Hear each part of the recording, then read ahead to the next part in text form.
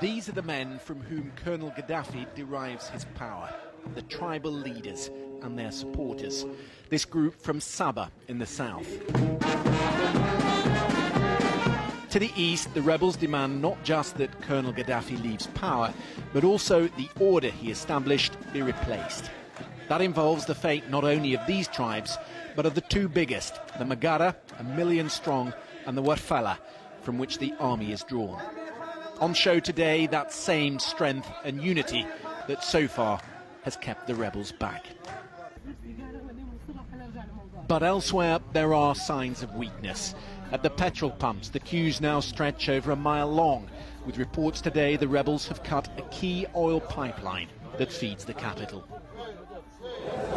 The outcome of this conflict may eventually hinge on something as basic as fuel. The ministers here persist with the same rhetoric that all is well, but several press conferences we've been brought to in recent days have betrayed the concerns and the strategic importance of oil, not only to the ability of the army to fight, but also in the regime's ability to control the growing civilian pressures. In the adjacent room, the Prime Minister was holding crisis talks with his new oil minister. And from this meeting, they emerged with a last chance offer: the prospect of future oil exploration contracts in exchange for a ceasefire. They sense the impatience growing in the West. They're trying to drive a wedge between the NATO countries, and they've pinpointed Italy, which has more to lose here than most.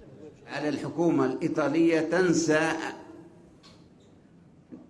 كليا ما تم الاتفاق عليها في السابق. So now the Italian government needs to forget totally about Libyan oil and every agreement we signed with it in the past. It smacked of desperation from a government isolated under mounting pressure. This country depends on oil for food distribution, water supplies, the gathering of the upcoming harvest. With the rise in these searing summer temperatures, the oil crisis could yet prove the decisive factor in removing the colonel from power. Christian Fraser, BBC News, Tripoli.